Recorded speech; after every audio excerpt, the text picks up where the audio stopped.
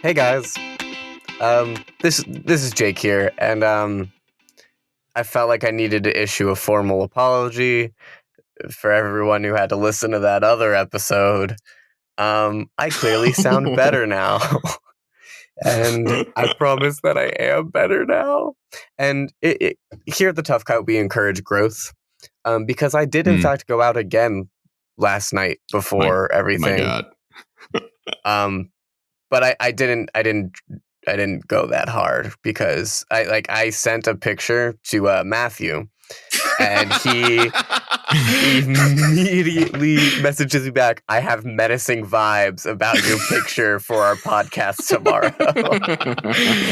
And I had to reassure him, I promise you, I am not drinking hardcore like before. I just want to add a little bit of lore that makes your current response doubly funny.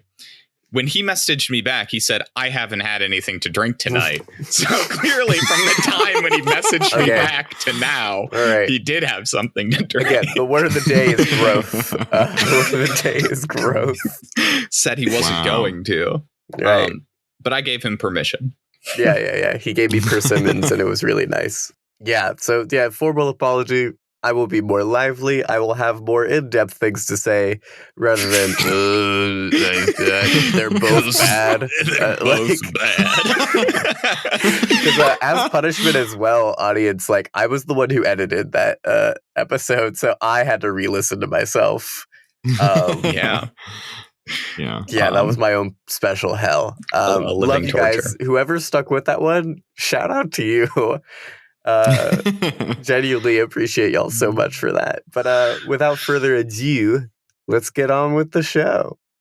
Without further ado, we're the Tough Gut Podcast. Hello, we are the Tough Gut Podcast.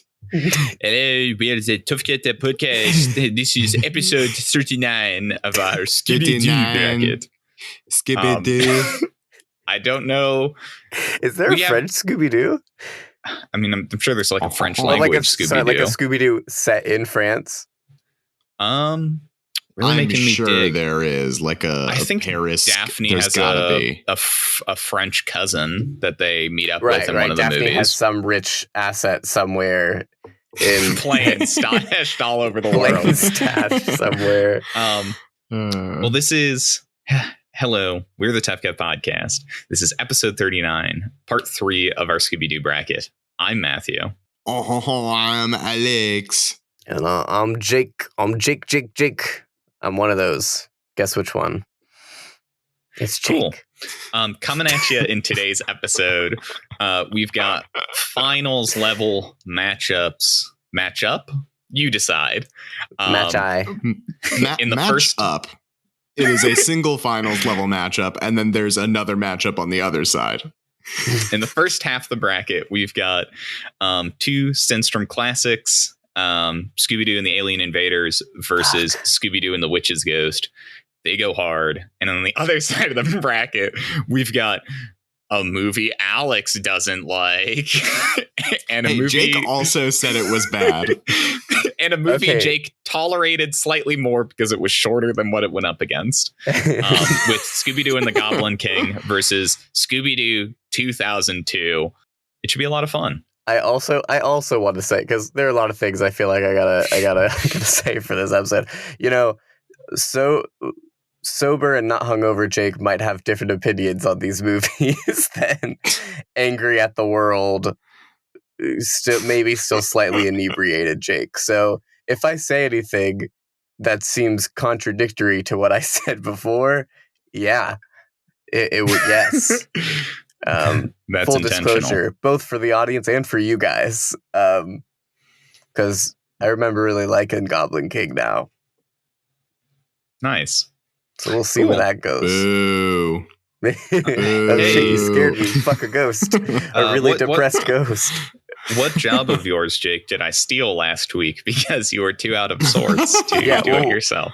What I'm saying is, spoilers, guys. We're going to be spoiling the shit out of these movies. So many movies. We're going to be probably spoiling other movies like the French Scooby-Doo. Scooby dies, and it's replaced by Scooby. Oh, Eiffel Tower, Scooby. And that was my best joke. All right.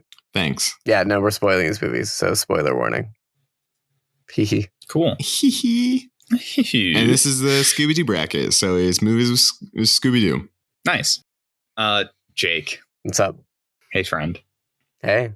Do you want to go ahead and introduce Scooby-Doo and the Alien Invaders? I sure do. Yeah, Scooby-Doo and the Alien Invaders, 2000. Jim Redrum directed. You know, is a classic. I mean, Scooby and the gang get stranded, small remote town. It's in the middle of the desert, Area 51-esque, and you know, they meet some aliens and get, you know, crazy and solve a mystery. That's pretty much it.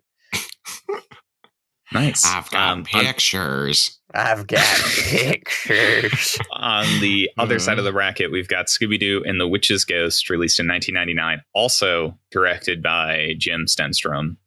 That's how you say it. The Scooby gang roll up to Oak Haven, Massachusetts, to hang out and help solve mysteries with the famous author Ben Ravencroft, as the question of his ghostly ancestors at the center of the town, and everything goes to all hell. Literally.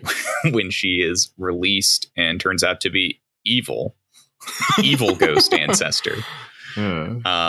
Much worse than my previous time introducing this movie.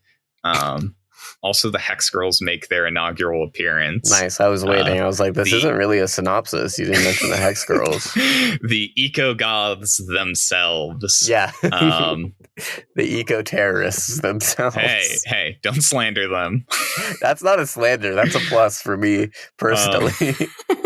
Yes. Two incredible movies. I have a question for you guys.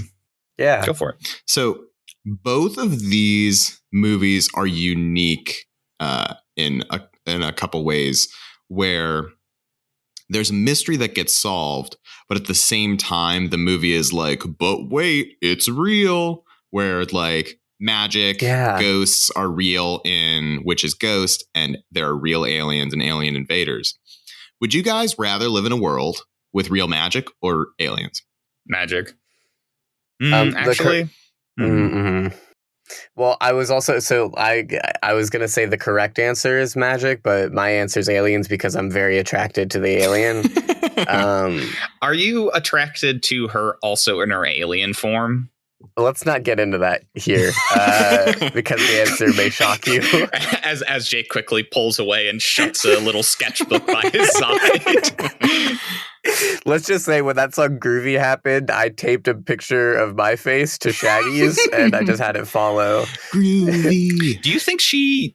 Okay, small tangent, and then we'll get back to your question, Alex. Please.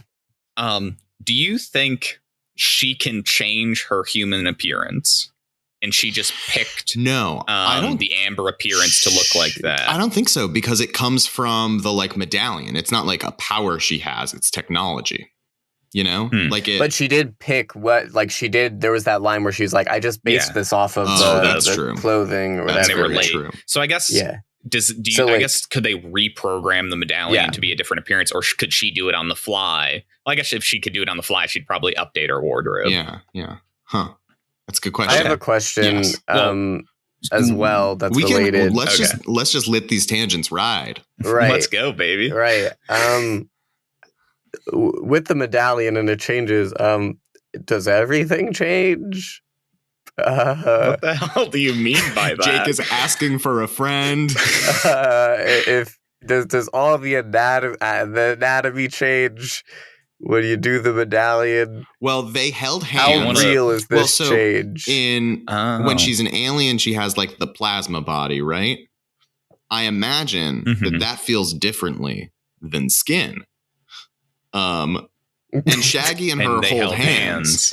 At least hold hands. Yeah, but that's it. Like I don't know how to ask this. Is it just like an external coating that goes on the outside?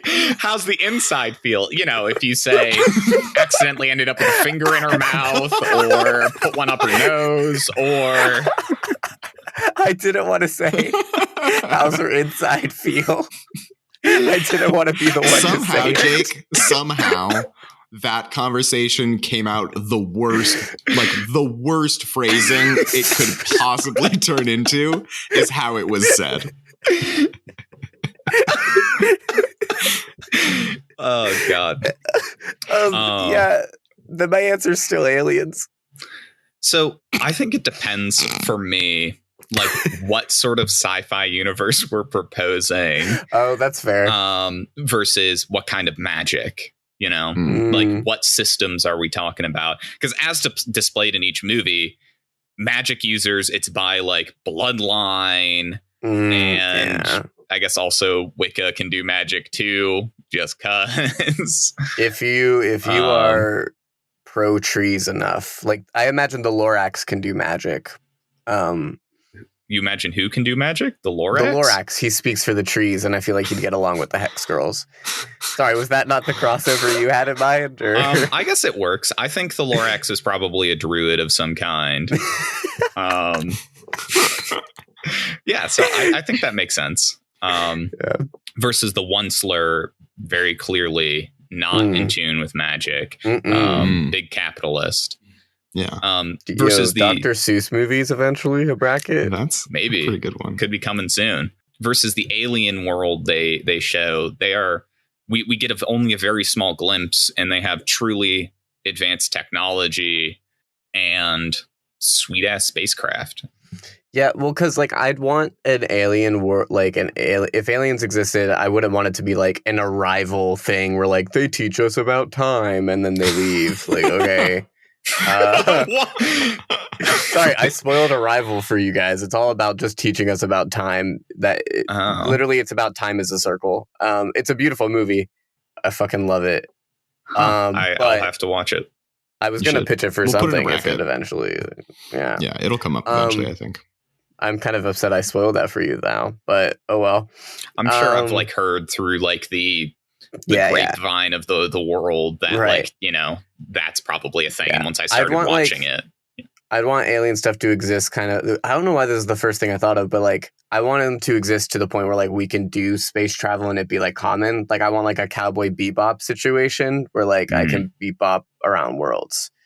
That's what I would want if aliens existed. I wouldn't want some like attack all Mars thing. Mars attacks. I think that neither of these movies display my idealized version of aliens or magic. But if I had to choose between the aliens that exist in Alien Invaders and the magic that exists in Witch's Ghost, I don't think I would be capable of magic. So I'd rather ball out with some aliens, you know? That's a good reason. I'm winking, you guys can't see it. That's a good reason to choose the aliens. Okay. Also, so do you think the dog is an alien? Or sorry, not that. Sorry. Like, do you that's think the point of the movie? No. How does the dog inside? How does the dog feel inside? No. Okay, they chose a dog form, but is it a pet on their world? Yeah, wait. That's what I'm asking. That's what I tried to ask. Wait a minute. It can stand on two legs and walk around like normal and speak. When it's an alien. Why doesn't it also just have like a human skin to wear? Why did they choose? Yes. there might be like a tier system thing going on. Okay. So in their civilization, there is like a strict species hierarchy where despite everyone being capable of like bipedal movement and speech, like certain classes of species are just below others, and that's really fucked up that they would subject Crystal to that. Oh, you know what that literally is? It's in DC, like the Martians. They have like white Martians and like red Martians or green Martians or whatever. Yeah. And commentary on race, probably. Yeah. Sorry, Young Justice just dropped a new season, and I'm pretty hyped. Oh, did it? Did it finally come out? Yeah, on DC Fandom, they just said, "Hey, by the way, 2 episodes are out." I gotta watch it. Yeah, cool. Pretty excited about that. But anyway, I was just asking because like, if it's not a dog, it's a little strange when you start to deconstruct it. Yeah. Anyway. Well, so the reason I asked this question was because if you guys had chosen magic, I was going to then ask the question, like, what would you turn into a sentient plant? What vegetable would you pick to be your pet vegetable? Oh. You can still ask that even though we chose She does aliens. like trees. She does like pumpkins. I think I would do like a little tomato. A little guy. Just a little guy, a little tomato following me around. Pretty cute. I have a clarifying I call question. him Tommy. Yeah, what's up? Oh. I call him Tommy. Are beans a vegetable? Okay. I think this system is you can have multiple little vegetable pets or little like produce pets. But the smaller the produce is, the more pets you can have. So if you have beans, you can have like a small army of beans. That is but if you have a pumpkin, you like can get one pumpkin. I'm so glad we are on the same page here. Yeah. But also, if I have like one bean, that's also pretty funny as well. Yeah. Just one bean guy. Little bean. Little bean. What would your bean's voice be? Can you do it for me? That's not what I hoped it was going to be. Yeah, I know. That's why I want it. To scare my enemies. I imagine I could have like 4 tomatoes. I would name them Tommy, Tammy, Timmy, and Rum Tum Tummy. Rum Tum Tummy's the first one to be eaten. Rum Tum Tummy's the runt of the litter. If you're stranded on a desert island with your 4 tomatoes. Okay, follow-up question on that. Okay. If you did eat Rum Tum Tummy, would you suck the sentience out of him before eating him? Or would you eat him alive? Here's another... answer.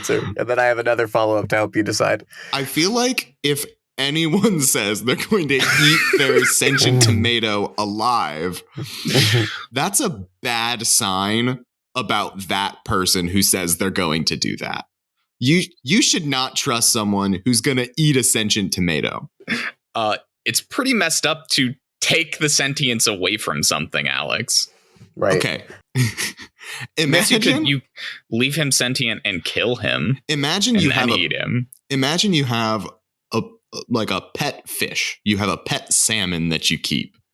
Do you take the salmon out of its fish tank and just cook it and start eating it like that? Or do you kill and clean the salmon? You don't just start cooking it while it's still alive. So you're saying you want to put your tomato down. You want to put Run Tum Tummy down first. I think there is a fundamental difference between taking the sentience away and killing him. I think those are different. And I think they feel different. I think taking the sentience away is far less painful than just killing and eating a live tomato. Okay. That's your opinion. Follow-up question that'll help you. How do you think that tomato would feel on the inside? Probably the same as Crystal on the inside.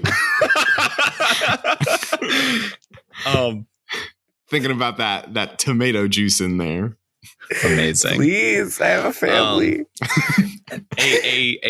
A more apt comparison I want to make between these two movies. Because I genuinely, these two are so good. We need this. Obviously, I think to any good Scooby-Doo movie, the music plays a big role. Yes. Okay. And cool. I think the songs are generally quite good in both of these. Obviously, both of them open with a Scooby-Doo, Where Are You? Then Alien Invaders has got How Groovy, which is the love song. Yes. And The Aliens Are Here. Obviously, I think there's other tracks, but these are like the main Those are the songs. Versus Witch's Ghost, which obviously you've got the Scooby-Doo, Where Are You? And then you've got the Hex Girls, then Earth, Wind, Fire, and Air, and then the Witch's Ghost. Yeah. All performed by the Hex Girls. What strikes your guys' fancy? Which one do you think does music and then more broadly soundtrack better? You know. So here's my thing. I think that having a rock band singing all the songs, thematically tying it together, is very good, very cool. It's like very neat that they're all like packaged together in a very like similar way, so it's tonally the same. That being said, Groovy is possibly my favorite Scooby-Doo song I have ever heard. So I like the music more in Alien Invaders. Well, that's what's tricky about it, because like I was gonna say a similar thing where it's like I think the Hex Girls are, oh my god. I mean, there's a reason why they kept going along or whatever. But the fact that they gave Shaggy a musical number and he like they don't try to like they just make him sound like Shaggy and it's like groovy and like it's so fun, like, and it's so cool, and like, you know, they're gonna have a tie-dye wedding, they're gonna party in 1969, like it's like it's fun. But with the Hex Girls, it's also really fun because they're the Hex Girls and they're gonna put a spell on you, and they're also like really like their design's really cool, and like they just almost knew what they were doing, you know what I mean? Like they knew that this was gonna be a hit. That's really hard. I don't know, do you have like more like non-torn thoughts, Matthew? I don't have more non-torn thoughts, but I'll add my thoughts to the please bucket. Please do. I agree. How Groovy is great. It is so much fun. I love that it is Shaggy singing his truest, deepest feelings. It is his "I Want" song, essentially. Yes. Versus, I think like the actual musical composition of the Hex Girl songs are just more like my taste in music. They're kind of like punk rocky aesthetic. Is just something I dig super, super hard. Mm-hmm. So I agree. I'm kind of torn where I think functionally for story and character, How Groovy is probably a better song. But I think as musical pieces, I think I personally prefer the Hex Girls songs. Yeah. And then just one last little interesting thing I'll throw out in a comparison of the Scooby-Doo "Where Are Yous" in each of these. Do you guys know who performed these two songs? One is sung by a woman, the other by a man. Yeah, that's my only distinction that I had. In Alien Invaders, it is Jennifer Love Hewitt. What? Which, interesting, fun. And then in Witch's Ghost, it is Billy Ray Cyrus. What? I'm gonna lose my absolute shit. That's so wild. Wow. Yeah, it's pretty fun. It's crazy how he's had 3 hits: Achy Breaky Heart, Old Town Road, and Scooby-Doo, Where Are You? Wow. Yeah. So I think for me, musically, they're both so good. They just take different approaches to like their key songs, which I just think is really interesting. I want to hear you guys sing. No, we've already done this bit. We've done it. Sing. We've done it. I want to hear it. I want to hear it. Jake, I haven't heard you sing Scoob I have a or question Hex for you. Girls. Yeah, what's up? You have to pick Oh no. Crystal or Luna. One, you're an asshole for this question. Because in a perfect world, you have to think about. You don't know what's going on inside Crystal.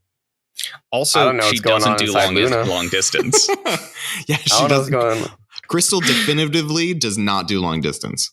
Yeah, but here's the thing. What if she was just saying that? You know? She was just like letting Shaggy down. If she was just, okay, either one, she just wants to let Shaggy down and can't be upfront enough with him. Right. Or 2, she was trying to play hard to get to have him be like, no, we'll just like try it. And like that, I don't endorse. I think that is very rude to the boy. Right. I don't think Crystal would be rude to the boy. Although I kind of do want to see an adventure of Scooby, Shaggy, Crystal, all of them just like hanging out, exploring space. That sounds pretty sick. Is that what we're calling it? Anyway, I've spent more time with Luna because she comes back in other movies that I've seen. That is true. And she's spooky, and it's still spooky month. It is still spooky month. Okay, yeah, I think I'm gonna choose Luna. Hey, isn't it weird that Luna has the space name and Crystal's the alien? That's wild. Whoa. What qualifies as a space name? Well, Luna's like moon, and Crystal is like an Earth thing. Yeah, the moon is in space, but also the Earth is in space. But That's the true. moon is also spooky. Yeah, You know, has a lot to do thematically with spookiness. Wouldn't it be Sure. cool It's if just so fun. if she was a werewolf? That'd be cool. That'd be a cool plot story. Why didn't they do I guess. that? Okay, I'm gonna change my answer. Luna in general, but with these two movies, it's Crystal hands down. You would have the fun ride with Crystal for however long she'll stick around Earth, and once she's gone, you'll probably never move on. But in general, if you were to pick one, right? I'll probably never move on, and I'll want to maybe like be sad and maybe like I don't know, do some drastic like go to Oak Haven and like perform witchy rituals and like want to get her back. But then I meet Luna and she pulls me out of it. She and, pulls you out of it. She saves you. Yeah, she saves me. Cool. Because they're the Hex Girls, and they're gonna push that on you. Can I make a confession? Yeah. My first introduction to the Hex Girls was from the vampire movie with the vampire concert. Oh, Music I feel of a like vampire? honestly, genuinely, like in I do Australia feel like that's or something. most There's a big people's vampire. that I talk to. Most people's first, they think they came there first. That's criminal. No, like genuinely, I do think that is the case because a lot of memory. Like I think, like I asked my sister about this, and I'm pretty sure like hers was also the vampire one. She's older than I am. I love Witch's Ghost so much. I love anime villain moment. I love that Tim Curry tries so hard to hide the Tim Curry, Velma. and then once he's unveiled to be a powerful warlock, there is no more trying to hide that he is Tim Curry. He is just given permission to go full Curry. So you know what's funny? Actually, in both of these, they have obviously Tim Curry's is superior, but both of these they have that kind of a thing because y'all notice one of the military police and alien invaders for no reasons just sounds extra detective-y. Like he's like nyam, nyam, nyam, and the other just talks normal. Like there's no reason for it at all. That there's like you guys better get out of here, and the other guy is like, yeah, Sonny, you better leave. You gotta go. It's like there's no reason for those two like to be like. It's so funny. And it's like a similar, like, that guy's definitely evil, right? Like, he sounds like a villain. That makes me think of the mayor in Witch's Ghost. For some reason, the only person in town who has a very strong, like, Northeast accent, like the JFK, like, yeah, I can't. That was do the a JFK, best accent. Clam chat. I can't do it. I lost it. Ask not with your people. Yeah, it's this kind of voice. Like, why is he the only one in the whole town who talks like this? It's very funny. Because not everyone could talk like Tim Curry. That actually was the original direction in the film. It's like, hey, everyone else, could you try to talk like Tim Curry? Very different movie. Very fun movie. I want to see that. I want to see a movie where everyone talked like Tim Curry. Wow. That'd be kind of fun. This is hard because, like, objectively, I do think that Witch's Ghost has the better villain as well. Like, in Tim Curry, you could say what you want about, like, the actual Witch's Ghost. Like, you know, like, she's fine. She's Sarah Ravencroft. Like, she's, like, I think she's a big bad that happens. You know, it's like, okay. I think the, like, slow, insidious nature of Ben Ravencroft, like, proverbially slipping up on his real interests as time goes on, is just like such a fun arc for a villain. Whereas I don't think in Alien Invaders we have like really interesting villain stuff going on because like the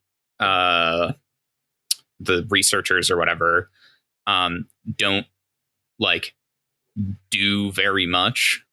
They're not as involved in the plot as Tim Curry is in Witch's Ghost. Yeah, which a big piece of that is by nature of Tim Curry like being along as like a friend of the group for 2/3 of the movie. Right. And then being, you know, so he can kind of tag along and add his commentary and get his perspective. And that they got Tim motherfucking Curry and is like, yeah, we're putting him in the movie. We want to use him. So I think like that really benefits Witch's Ghost in my opinion, at least on the villain perspective. So here's my question though about Witch's Ghost. because I don't necessarily agree with you. Like, I think he is a better character. I don't know that his villain arc is necessarily good, because you kind of like, you hear him asking like, you hear him saying like, she wasn't a witch, she was good, and like, I'm looking for her book, and you kind of get that a lot. But I don't really think there's like slipping up. I think all of a sudden Velma figures out where the book is, and then they take out this like really spooky box, and the book is like this like very evil looking grimoire, and then he's suddenly evil. Like, I don't know if there's like slipping up necessarily. I just think it's like a turn, but I don't think it's necessarily bad. I just kind of disagree with you on like the arc of it. Fair enough. And I definitely agree, like, you don't get that in Alien Invaders. What you get a lot more of is like the mystery of like, okay, well, who are these people, like with the like security guards and stuff, like what's actually going on here kind of thing. Right. Yeah. It feels like a standard little mystery, and then they have little twists at the end that the people that were helping were real, which I really appreciate as like a thematic like change of pace in the Scooby-Doo things. I also think that was like one of my first ones that I watched where like they did that, where they made it like a real thing. I know we kind of touched on it earlier, but it was just like, that felt so cool to me when I was younger. I was like, holy, like, it's real? Like, they're a real alien? You know? I think to Alien Invaders' credit on that one is Sandstrom, his kind of cornerstone in these movies was whatever the thing is that it's real. Like Zombie Island, you've got real ghouls.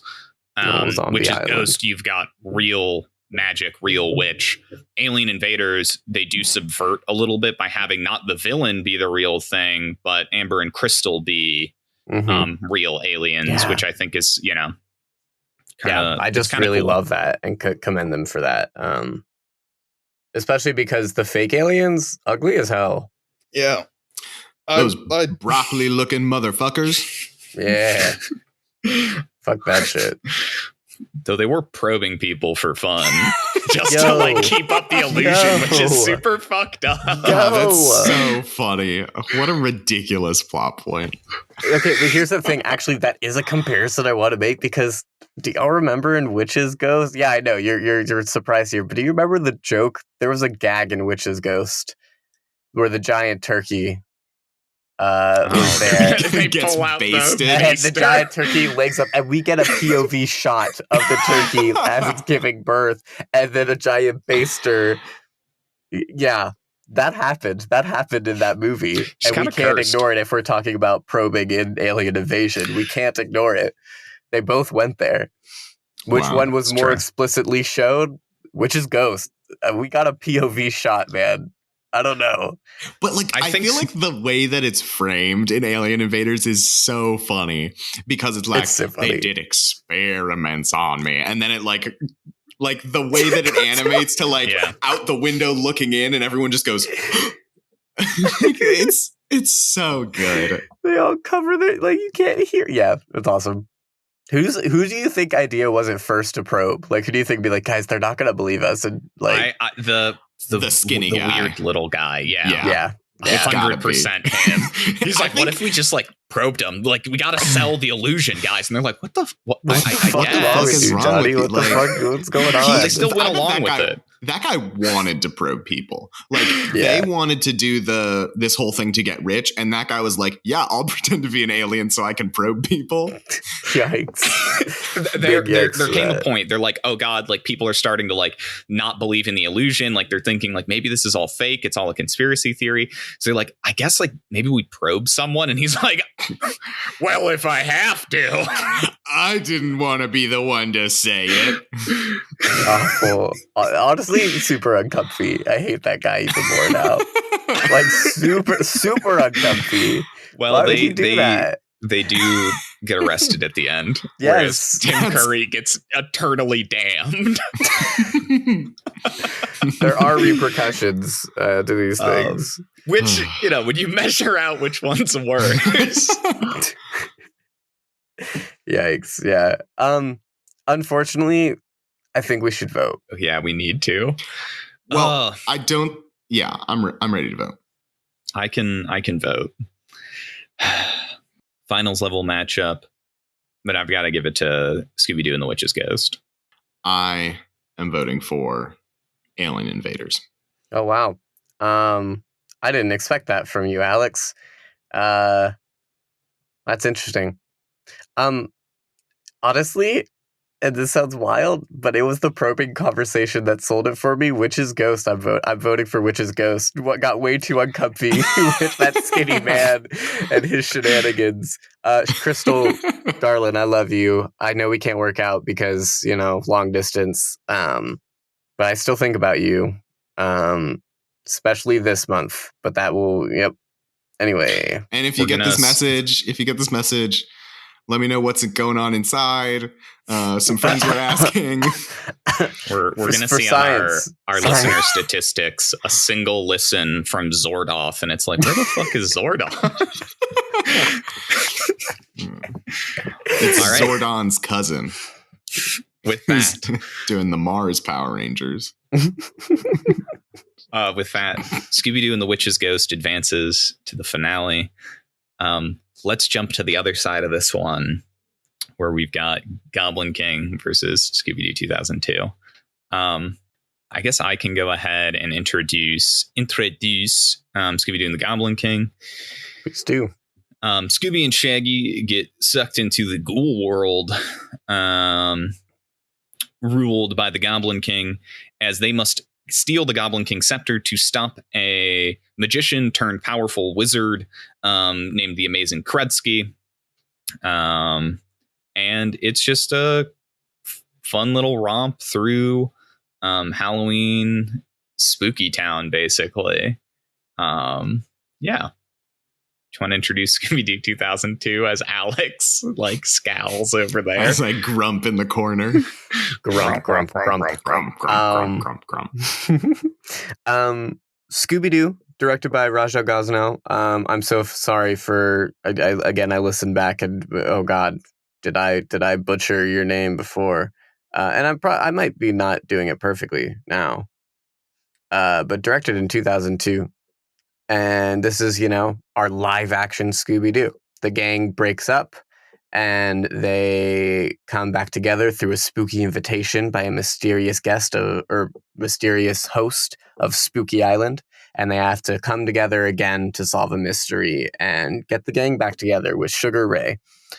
The Sugar Ray part is not important to the plot, but Sugar Ray is in this movie and it must be talked about. Okay, I guess it must be talked about. I'm very confused. You guys don't fuck with Sugar Ray? I don't know, man. You guys don't fuck with them banging their guitars on that little shed? Costs a lot of money for production. Okay. I don't know what's going on. Something I forgot to do, I think, last time I introduced Scooby-Doo and the Goblin King. Released in 2008, directed by Joe Schickta. Yes, Joe Pesci? Joe Pesci directed it. Uninvolved. Jay Leno voice acted. So many good voice actors in Goblin King, which just makes me even more furious that I dislike it so much. So something I want to call out. Actually, maybe this is a fact. We'll save this one. Actually. What, for when Goblin King is in the finals? Yeah, that's what we'll save it for.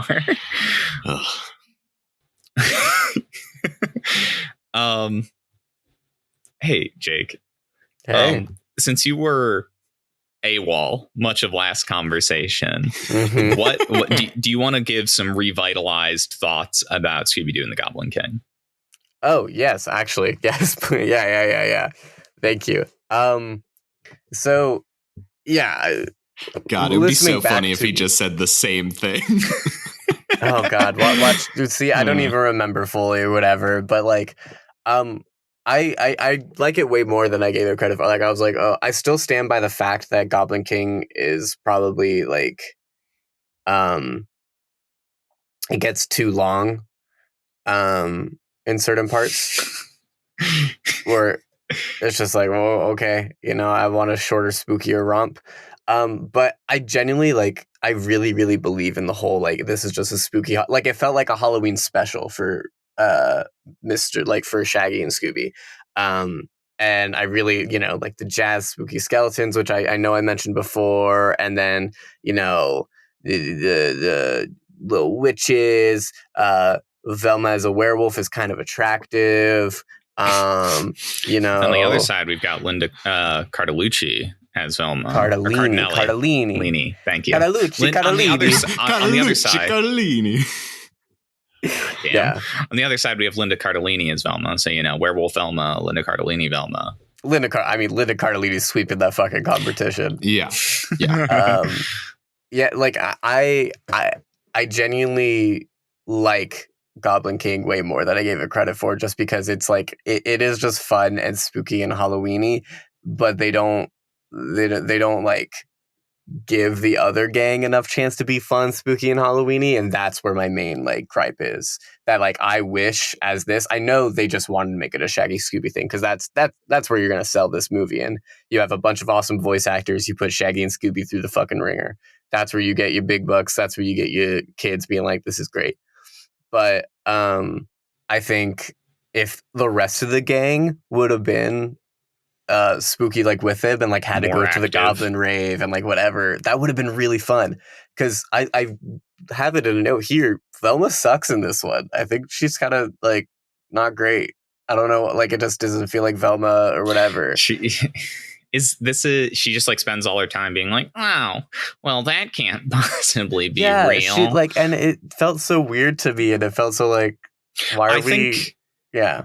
I think this is a deep, like, not super relevant, but No, go for it. Velma has a very similar, I think, perspective in the already voted out Scooby-Doo and the 13th Ghost, where she's like very much like the disbeliever, etc. But they give her a lot more to do with that perspective in that movie. Well, actually, it's interesting because I was going to say, like, with the live action, Velma's kind of with that in the beginning, right? Because she's also very much like, oh, this is facts is logical. You have the camera lights the over there. projector, and yeah. You have like the whatever. But she's still like, she isn't an obnoxious about it. Like, she doesn't feel like an asshole about it. And that's why I like the live action one like better as the Velma portrayal, because it's not like she's not like down for it. She's like, oh shit, that's real.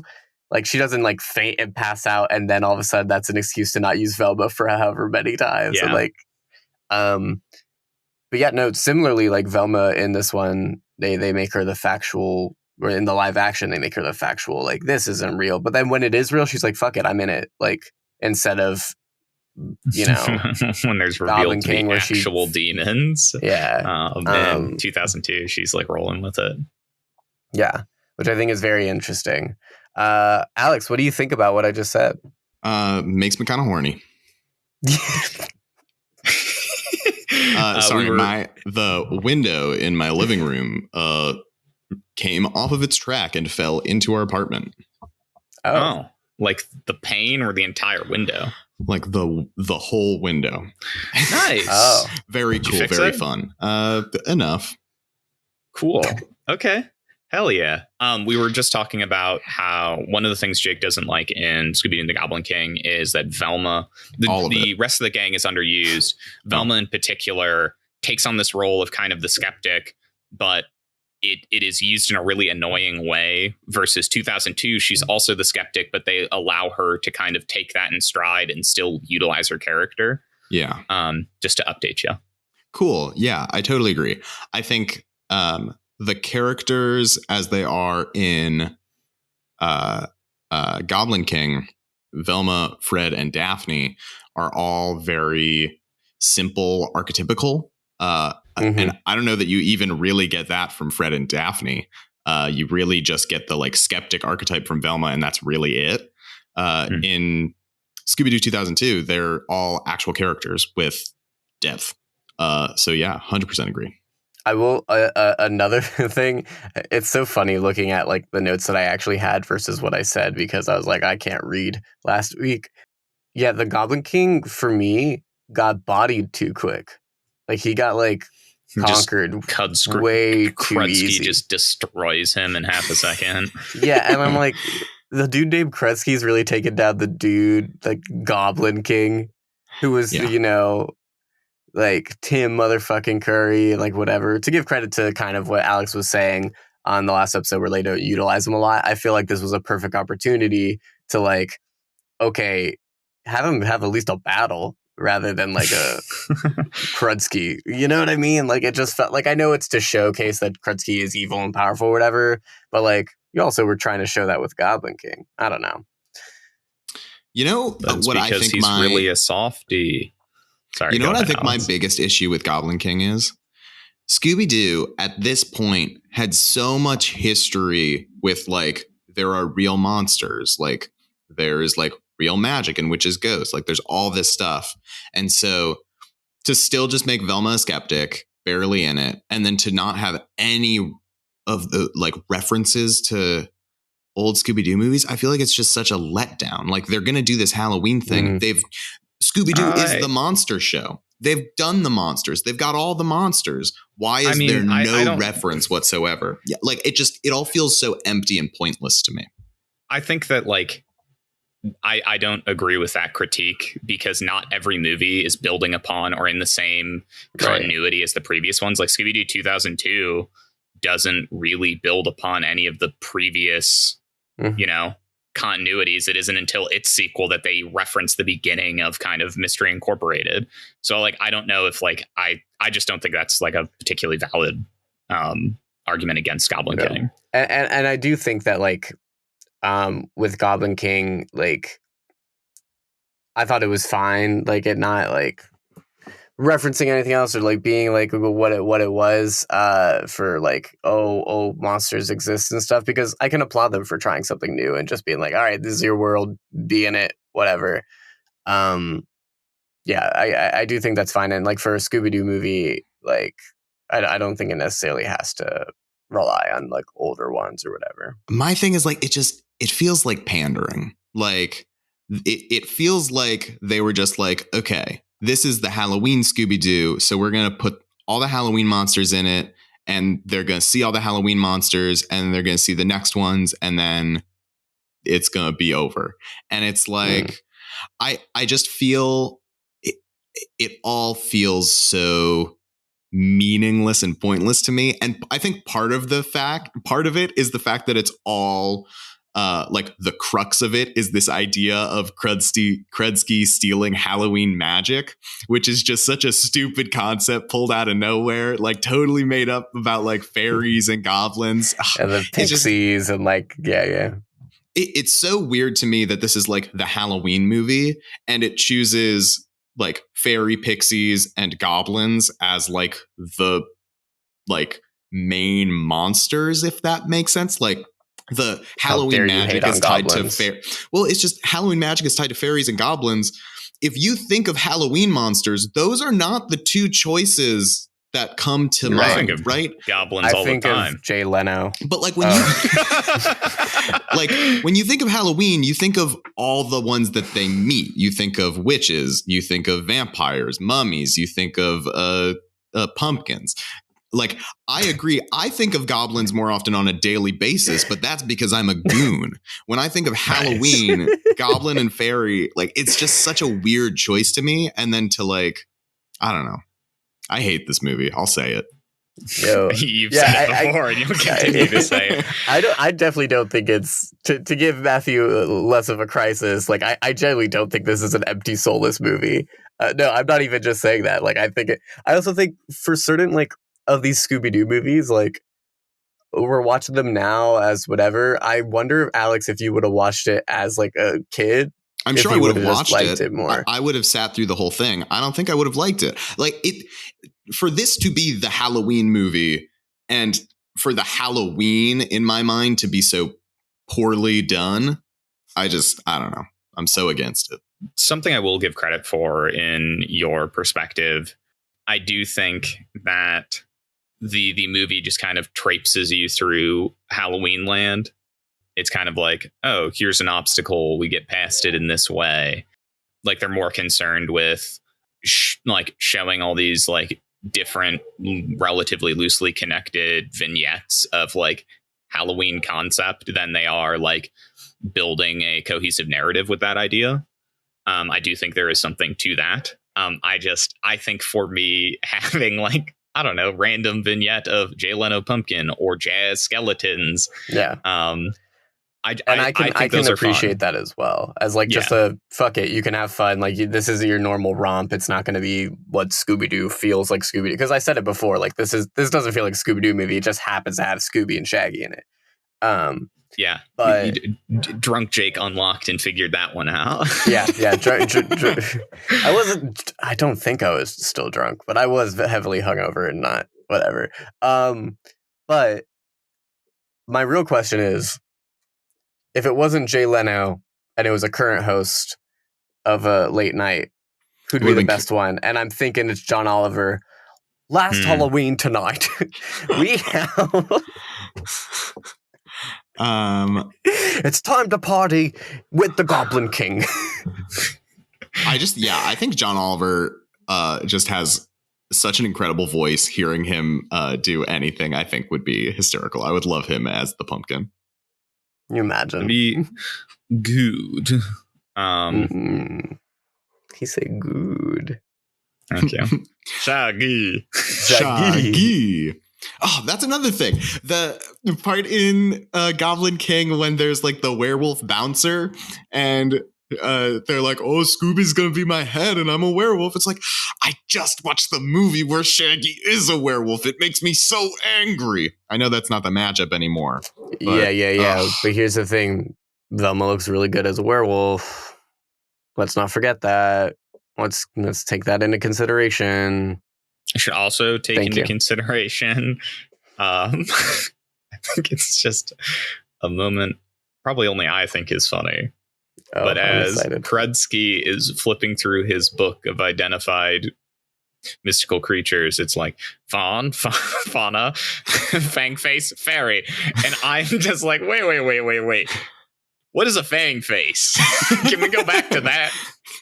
Let's go back to fang face for a second. And I just think that's funny.